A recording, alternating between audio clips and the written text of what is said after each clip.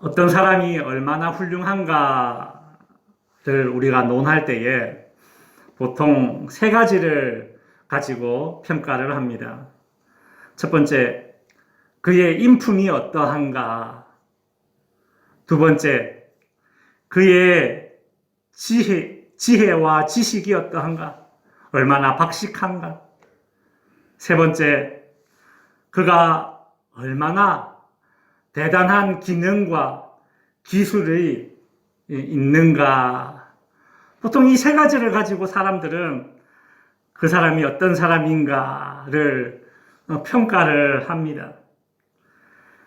그런데 어떤 시대에는 이 기술이 천시받던 시대가 있었습니다. 예를 들어 우리나라 조선시대에만 해도 사농공상이라고 하죠. 그죠? 선비를 최고로 쳤습니다. 기왕에 내가 손에 뭔가를 묻히려면 손에 먹물을 묻혀야지. 흙을 묻혀서 되겠는가? 기름을 묻혀서 되겠는가? 뭐 이런 의식들이 조선시대에 있었다는 거죠.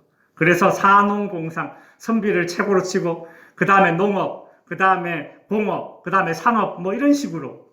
그래서 정말 어떤 기술에 능한 어떤 그런 기능공들 그리고 상인들이 무시를 받던 시대가 바로 조선시대였습니다. 이와 반대로 요즘은 어떻습니까? 요즘은 뭐 인문계 취급 안 해주죠. 그죠? 요즘은 기술이 있어야 돼. 그렇게 이야기하지 않습니까? 시대가 많이 변했습니다. 무엇보다도 요즘은 이 윤리의식이 좀 흐릿해졌습니다. 무엇보다 가슴 아픈 것은 이 사람이 얼마나 훌륭한 사람인가를 평가하는 여러 가지 기준 가운데 이 인품이 점점 그 조건에서 제외되는 어떤 그런 모습을 볼 수 있습니다. 그 사람이 가진 인품보다는 그 사람이 가지고 있는 어떤 그런 기술, 그것으로 이 사람이 어떤 사람인가를 이제 평가하려는 그런 경향이 되어버렸습니다. 여러분, 그런데 모든 시대에 공통적으로 사람의 가치를 평가하는 그 기준들이 있었는데 그것이 무엇인가 하면 바로 지식과 지혜였습니다. 이 지식과 지혜는 시대가 흐름에도 불구하고 시대가 바뀌었음에도 불구하고 여전히 그가 얼마나 지혜로운가? 그것은 그 사람의 훌륭함을 평가하는 척도로 쓰임받고 있습니다. 그래서 지혜와 지식을 가진 자를 지도자로 인정하고 세우는 그런 경향이 있습니다. 지혜와 지식에 관하여 오늘과 다음 주에 이어서 말씀을 한번 살펴보도록 하겠습니다. 지혜와 지식은 말로 표현된다라는 그런 특징이 있습니다. 그리고 지혜와 지식은 말로 잘 전달되는 그런 특징이 있죠. 그래서 소위 말 잘하는 달병과 웅병가들이 지도자로 세워질 때가 있습니다. 여러분, 시대가 암울할수록 말 잘하는 달병가들이 지혜자로 인정을 받아서 지도자로 세워지기도 합니다. 1차 세계대전에 패했던 독일은 참 경제적으로 엄청난 어려움을 겪게 되었습니다. 뿐만 아니라 정치적으로도 매우 혼란한 시대를 보내고 있었죠. 그때 한 사람이 나타나서 독일을 소나기에 쥐었습니다. 그가 누구인가? 바로 히틀러였습니다. 이 끔찍한 지도자는 얼마나 말을 잘했는지 사람들의 마음을 휘어잡는 그런 웅병가였습니다. 말을 잘하는 이런 달변가들이 지혜자로 인정을 받아서 지도자로 세워지는 현상이 있는데 이것이 교회 안에도 영향을 미치고 교회 안에도 그런 모습이 나타날 수 있다는 것이죠. 그런데 여러분, 교회라는 곳은 세상에서 통용되는 그런 보편적인 지식을 추구하는 모임이 아니지 않습니까? 이 말은 교회가 상식적이지 않아도 된다라는 말이 절대 아닙니다. 오해하지 마십시오. 지혜에 대한 판단 기준이 세상과 교회는 다르다는 것입니다. 자신의 생각을 말이라는 그 도구에 잘 담아서 다른 사람을 설득할 수 있다면 그런 사람을 세상에서는 충분히 지혜로운 사람이라고 칭할 수 있겠으나 교회 안에서도 정말 그런가? 교회 안에서도 과연 그래야 되는가? 라는 그런 질문을 우리는 해보아야 합니다. 그래서 오늘 본문에서 야고보는 13절에서 이런 질문을 하고 있습니다. 너희 중에 누가 지혜로운 사람이고 지식 있는 사람인가? 너희 중에 누가 지혜 있는 사람이고 누가 지식 있는 사람이냐? 야고보가 이렇게 단도직입적으로 묻습니다. 지혜와 지식을 내세우는 사람들이 내가 좀 배웠어. 이런 사람들이 교회 안에서 스스로 지도자라고 자처하고 있기 때문에 야고보가 묻는 것이죠. 누가 지혜로운 사람이고 누가 지식 있는 사람이냐? 초대교회 안에서 이 자신의 지혜와 지식을 뽐내는 사람들은 스스로 내가 이만하면 나는 선생이 될 만한 자격이 있지. 그런 생각에 교회 안에 들어와서 스스로 자기들이 지도자 행세를 하려 했습니다. 초대교회에서 이것이 영적으로 아주 큰 문제거리였습니다. 그래서 바울도 고린도전서 1장 20절에서 지혜 있는 자가 어디 있느냐? 선비가 어디 있느냐? 이 세대의 변론가가 어디 있느냐라고 말했습니다. 없다 이겁니다. 말 잘하는 사람은 많은데 지혜 있는 자는 없다는 겁니다. 오늘 본문은 자신이 가지고 있는 지혜의 지식을 근거로 선생 노릇 하려는 자들에게 소위 말 잘하는 사람들에게 교회 공동체가 휘둘리지 않도록 하기 위한 지침을 제공하고 있습니다. 야고보는 어떤 사람이 자신이 믿음이 있다라고 말한다면 그 믿음은 행함으로 드러나야 한다라고 말했습니다. 믿음이 있으면 그 믿음은 반드시 행함으로 드러나게 되어 있다라는 것이 야고보의 주장이었습니다. 마찬가지로 어떤 사람이 지혜가 있다면 그 지혜도 말이 아니라 행함으로 드러나야 한다라는 주장을 하죠.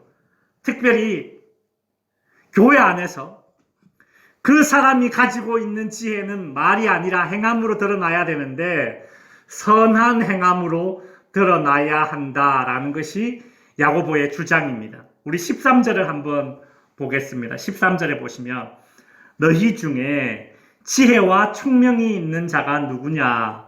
선행으로 말미암아 지혜의 온유함으로 그 행함을 보일지니라 라고 말하고 있습니다. 야고보 사도는 너희의 지혜를 말만 번지르르하게 하지 말고 너희의 행함으로 너희의 지혜를 보여라, 증명해라, 그렇게 말하고 있습니다. 특별히 야고보는 교회 안에서 우리의 지혜를 실천할 때에, 보일 때에 반드시 온유함으로 보이라 라고 말하고 있습니다. 성도 여러분, 교회 안에서 지혜가 행함으로 나타날 때에는 반드시 온유한 행위로 나타나야 됩니다. 지혜가 칼이라면 온유함은 칼집입니다. 칼집 안에 칼이 들어 있어야지만 이 사람 저 사람 다치게 하지 않죠. 꼭 필요할 때에 쓰임 받는 것입니다. 그러나 칼집 안에 있지 않고 칼집 밖에서 막 이렇게 휘두르고 있으면 너도 죽고 나도 죽고 너도 다치고 나도 다치고 여러 사람 피를 봅니다. 그래서 야고보는 너의 지혜를 행함으로 증명하기 위해서는 반드시 온유한 행함으로 너의 지혜가 드러나야 한다. 그것이 참 지혜다. 여러분, 인간이 가진 지혜가 잘못 사용되는 경우가 세 가지가 있습니다. 첫 번째로 지혜의 오남용 사례 세 가지를 들어보자면 첫 번째로 경쟁의 도구로 사용되는 것입니다. 지식이 경쟁의 도구로 사용되죠. 이건 당연한 것입니다. 왜 사람들이 시험을 칩니까? 그죠? 그 사람이 얼마나 지혜로운가, 얼마나 지식이 있는가, 그 분별하기 위해서 시험을 치잖아요. 지식이 경쟁의 도구로 사용될 수 있습니다. 그 자체가 문제가 아닙니다. 문제는 정정당당하게 사용되지 않는 겁니다. 정정당당하게 지혜와 지식이 정정당당하게 사용되지 않는다면 그것을 일컬어서 꼼수라고 합니다. 꼼수. 최근 우리 베이징 동계올림픽에서 이렇게 여러 가지 꼼수들을 우리가 보았지 않습니까? 꼼수예요. 경쟁의 도구로 사용되되 정정당당하게 사용되지 않는 이것은 지혜와 지식이 잘못 사용되고 있는 사례라고 볼 수 있죠. 두 번째로 지혜와 지식이 자신을 드러내는 수단으로 사용된다면 이것은 분명히 지혜를 잘못 사용하는 것입니다. 지혜를 사용하는 목적 자체가 이기적이라는 것이죠. 이런 지혜는 너무 쉽게 교만으로 이어질 수 있으니까 이것은 아주 위험한 것입니다. 문제는 세 번째, 3번입니다. 상대방을 파괴하는 도구로 지혜와 지식이 사용되는 것. 상대방을 파괴하는 도구로. 이것은 매우 잘못된 그런 사용법이죠. 상대방을 망가뜨리는 것을 목표로 내 지혜와 지식을 사용하는 것입니다. 여러분, 사기꾼 중에 머리가 좋은 사람이 얼마나 많습니까? 제가 앞에서 말씀드렸던 이 히틀러에 대해서도 여러분 다 알고 계시지 않습니까? 그가 얼마나 말 잘하고 똑똑한 사람입니까? 지혜가 선함으로 온유한 행위로 나타나지 않는 대표적인 인물이 바로 히틀러죠. 사기꾼들 같은 사람들이겠죠. 야고보는 하나님이 인간에게 주신 선물로 지혜, 지식이 있는데 이 지혜와 지식을 인간들이 얼마든지 오남용할 수 있다. 마치 약을 오남용하듯이 하나님이 주신 선물인 이 지혜를 오남용한다. 이것을 이제 경고하고 있습니다. 성도 여러분, 지혜는 의도하든 의도하지 않든 그 지혜가 발휘되는 순간에 사람들의 주목을 받게 되어 있습니다. 이전에 있던 교회에서 그 어떤 한 전기공사를 하시는 한 50대 후반 되는 아저씨 한 분, 집사님이 계셨습니다. 옷도 항상 좀 흐름하게 입고 계시고, 항상 야구 모자 이렇게 쓰고, 그래서 옷에 또 이렇게 공사를 하시니까 옷도 이렇게 많이 묻어 있고, 그래서, 그냥 좀 험한 일 하시는 분이시구나, 이렇게 생각을 하고 있었습니다. 그런데 어느 날, 교회에 외국인들이 왔는데, 저기 남미 콜롬비아에서 사역하시는 선교사님들 몇 분이 이제 그 콜롬비아 현지인들을 데리고 이제 한국에 왔습니다. 이 콜롬비아 사람들은, 이 남미 사람들이 영어도 쓰지만은 영어보다는 주로 뭘 쓰느냐면 이 스페인어를 씁니다.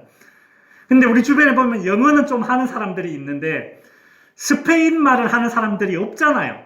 근데 이 콜롬비아 사람들이 한 수십 명이 왔는데 영어로 하면 영어를 아는 사람들은 알아듣는데 못하는 사람들은 그 콜롬비아 사람들은 못 알아들어요. 그래서 참 콜롬비아 말 스페니쉬 하는 사람이 있으면 좋겠다 이제 그런 생각이 들었는데 세상에 그 전기공사 하시는 그 흐름한 옷을 입고 다니는 그 집사님이 남자 집사님이 너무 유창하게 스페니쉬를 하는 겁니다. 막 저도 스페니쉬 이런 거 잘 모르잖아요. 영어는 어떻게 뭐 아는 단어 한 단어 두 단어 끼워 맞춰서 대충 이렇게 하겠는데 스페인어는 전혀 감이 안 잡히죠. 근데 이분이 그 수십 명 앞에서 그 목사님이 설교하면 다 그렇게 통역을 해주고 하는 거예요. 아, 그 사람이 달라 보이더라고요. 사람이 달라 보여요. 그 스페니쉬를 줄줄줄 하는데 사람이 달라 보여요. 그렇죠? 지혜는 그 사람이 의도하든 의도하지 않든 그 사람의 우월성을 드러나게 만듭니다. 그것이 지혜의 특징입니다. 문제는 지혜란 것이 그런 특징이 있기 때문에 그 지혜를 발휘하는 사람들의 마음 속에 독한 시기와 다툼이 있다면 혹은 자신의 지혜를 자랑하게 된다면 진실이 아닌데도 소위 말빨로 상대방에게 나의 거짓말을 믿게 만든다면 그 지혜는 반드시 파괴적인 열매를 맺게 할 것입니다. 오늘 본문 14절에 보시면 너희 마음속에 독한 시기와 다툼이 있으면 자랑하지 말라. 진리를 거슬러 거짓말하지 말라라고 말합니다. 지혜는 자랑해서는 안 됩니다. 지혜, 지식은 애써 자랑하지 않아도 그것을 가진 사람을 돋보이게 하는 성향이 있으니까 지혜를 자랑하는 순간 그것은 파괴적인 열매를 맺어버리기 때문입니다. 성도 여러분, 지혜와 지식은 이용하는 것이지 자랑하는 것이 아닙니다. 이용하는 것과 자랑하는 것은 전혀 다른 것입니다. 초대교회 안에서 스스로 지혜 있다고 자랑하는 자들의 그 지혜로는 하나님을 알지 못하고 오히려 진리를 떠나게 만드니 이것은 파괴적인 지혜입니다. 그래서 야고보는 초대교회 성도들에게 이제 지혜에 대해서 이야기할 때에 두 가지로 구분해서 이야기하고 있습니다. 15절에 보시면 이러한 지혜는 위로부터 내려온 것이 아니요 땅 위의 것이요 정욕의 것이요 귀신의 것이다 라고 말하고 있습니다. 야고보 사도는 지혜를 두 가지로 구분했습니다. 첫 번째, 위로부터 내려온 지혜. 두 번째, 땅 위의 지혜. 이렇게 두 가지로 구분했습니다. 여기서 잠깐 짚고 넘어가야 될 것이 무엇인가 하면 땅 위의 땅 위의 지혜를 야고보는 다른 말로 귀신의 것이다 이렇게 말하고 있습니다. 이 말은 땅 위의 지혜, 즉 인간의 지혜로 만든 어떤 문명이나 지식들이 다 마귀적인 것이다, 악한 것이다 라는 그런 뜻이 아닙니다. 하나님께서 인간에게 주신 그 이성과 지성을 하나님을 불신하고 하나님을 대적하는 쪽으로 쓰이고 있다라고 지금 그것을 지적하고 있는 것입니다. 땅 위의 지혜가 어떻게 하나님을 불신하고 어떻게 하나님을 대적하는지 잘 보여주는 사례가 창세기에 나옵니다. 창세기 4장에 보면 가인의 족보가 쭉 나옵니다. 이 가인의 후손들은 자신들의 지식과 지혜로 많은 업적을 이뤄냈습니다. 가인의 후손들 중에 특별히 라멕이라는 사람이 있었는데 그의 집안은 정말 하나같이 지식과 지혜가 많아서 많은 업적을 이룬 집안이었습니다. 우리 창세기 4장 19절 23절을 보면 이 라멕의 아들들의 이 지식과 지혜, 업적을 소개하고 있습니다. 19절에 보시면 라멕이 두 아내를 맞이하였으니 하나의 이름은 아다요 하나의 이름은 실라였더라. 아다는 야발을 낳았으니 그는 장막에 거주하며 가축을 치는 자의 조상이 되었다. 21절에 보시면 그의 아우의 이름은 유발이니 그는 수금과 퉁소를 잡는 모든 자의 조상이 되었다. 22절에 보시면 실라는 두발 가인을 낳았으니 그는 구리와 쇠로 여러 가지 기구를 만드는 자가 되었다라고 소개하고 있죠. 보십시오. 가인의 후손인 이 라멕의 집안이 얼마나 잘났느냐면 그 아들들이 가축을 치는 자의 조상이 되고 수금과 퉁소를 잡는 모든 자의 조상이 되고 구리와 쇠로 여러 가지 기구를 만드는 그런 자가 되었다라고 말하고 있습니다. 요즘으로 치면 이 라멕의 아들들이 농수산부 장관이 되고 문화부 장관이 되고 과기부 장관이 되고 교육부 장관이 되었다라는 것입니다. 그만큼 이들의 지혜와 지식이 잘났다라는 거예요. 많은 업적을 이루었다라는 거예요. 문제는 이처럼 다양한 지혜와 지식을 가진 잘난 집안이었지만 이들이 가진 지혜는 하나님을 불신하고 하나님을 대적하는 지혜로 쓰였다라는 것이 문제입니다. 여러분, 이 모든 이 땅의 지혜에 업적을 이룬 이 조상, 이 라멕이 어떤 사람이었는가? 창세기 4장 23절에 보면 이 한마디로 그가 어떤 사람이었는지를 우리는 알 수 있습니다. 창세기 4장 23절에 보면 라멕이 아내들에게 이르되 나의 상처로 말미암아 내가 사람을 죽였고 나의 상함으로 말미암아 소년을 죽였도다 라고 말하고 있습니다. 이게 그냥 어떤 사람이 나를 이렇게 하길래 나를 상하게 하길래 내가 그 사람 죽였어 어떡하지? 그 말이 아니에요. 이건 지금 자랑입니다. 라멕이 자신의 아내들을 쫙 안에 불러놓고 들어봐 우리 꼭 그런 거 있지 않습니까? 옛날에 내가 옛날에 소시적에 말이야 황소를 때려잡았어 뭐 이런 식으로 자랑하듯이 지금 라멕이 자신의 아내들에게 누가 나한테 해코지를 하더라고. 내가 그래가지고 주먹 한 방으로 때렸더니 죽던데? 이야, 내가 힘이 대단하지? 뭐 이런 식으로 지금 자랑하는 거예요. 내가 사람을 죽였고, 내가 소년을 죽였다. 소년들에게도 자비가 없었다라는 것이죠. 여러분, 가인이 인류 최초의 살인자라면, 이 라멕은 인류 최초의 연쇄살인자입니다. 맞죠? 지금 여러 사람 죽였지 않습니까? 그걸 또 막 자랑하지 않습니까? 이 라멕이 인류 최초의 연쇄살인범이든 아니면 어떤 전투 기술을 개발하는 사람이든 간에 이 사람의 심성이 악하다라는 거예요.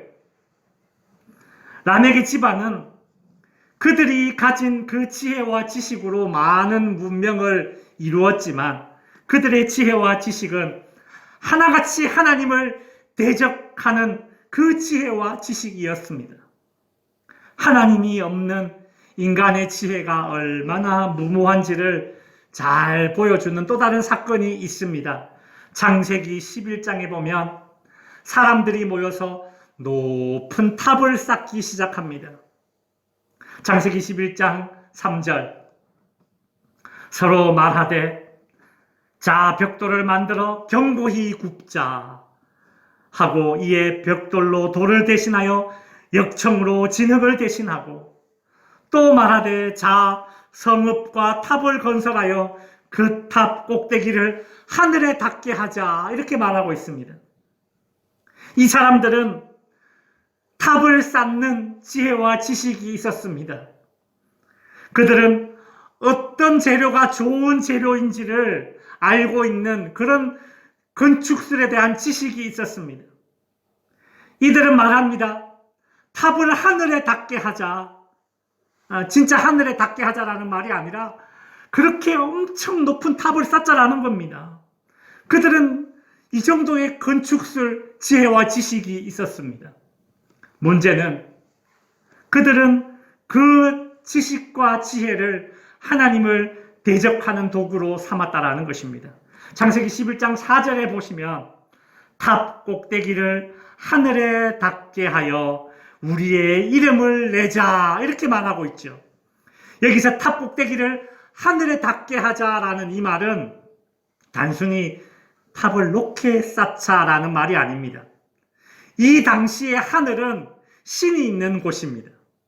그러니 자기들이 쌓는 탑을 하늘에 닿게 해서, 즉 신이 있는 곳까지 이르게 해서 우리도 신이 한번 되어보자. 우리도 신이 되어서 우리의 이름을 한번 날려보자. 이제 그 말 하는 것입니다. 인간은 자신들이 가지고 있는 탑, 높이 쌓는 이 건축술, 그 지혜와 지식을 가지고 하나님과 같이 되려고 했습니다. 바벨탑을 쌓던 사람들은 자신들의 건축 지혜와 이 지식을 교만하게 잘못 사용하는 바람에 결국 그들은 뿔뿔이 흩어지는 혼돈함을 겪게 되었습니다. 이처럼 위로부터 내려오지 않고 인간 스스로 쌓아 올리는 자랑거리인 이 땅의 지혜, 인간의 지혜, 하나님이 없는 지혜는 인간의 그 수많은 정욕을, 그 욕심을, 탐욕을 이루기 위한 도구로 전락되어 버렸습니다. 이제 말씀을 정리하겠습니다. 성도 여러분, 성경은 하나님의 백성들의 이 지혜로울 것을 요구하고 있습니다. 잠언을 보십시오. 지혜로워야 한다. 지혜를 가져라. 얼마나 우리에게 지혜를 갖기를 간절히 말하고 있습니까? 그러나 성경이 하나님의 백성들이 갖기를 원하는 지혜는 이 땅의 지혜가 아닙니다. 왜냐하면 이 땅의 지혜는 인간 스스로 하나님 앞에서 겸손하게 하지 못하게 만드는 지혜이기 때문에 그렇습니다. 바울은 고린도전서 1장 21절에서 이렇게 이 땅의 지혜를 정의 내립니다. 이 세상이 자기 지혜로는 하나님을 알지 못한다. 이렇게 선언을 해버렸습니다.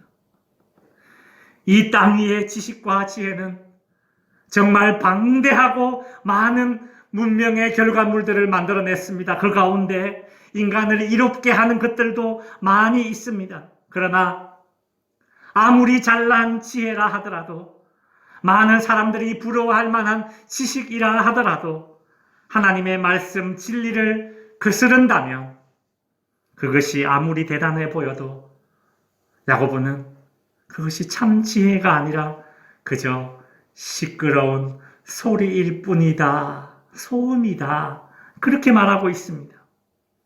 성도 여러분, 여러분의 지식과 지혜가 가정과 교회와 혹은 여러분의 친구들 사이에서 혹은 이 동네에서 여러분의 지식과 지혜가 사용될 때에 그 순간에 시기와 다툼을 일으키는 지혜와 지식이 되지 않기를 바랍니다.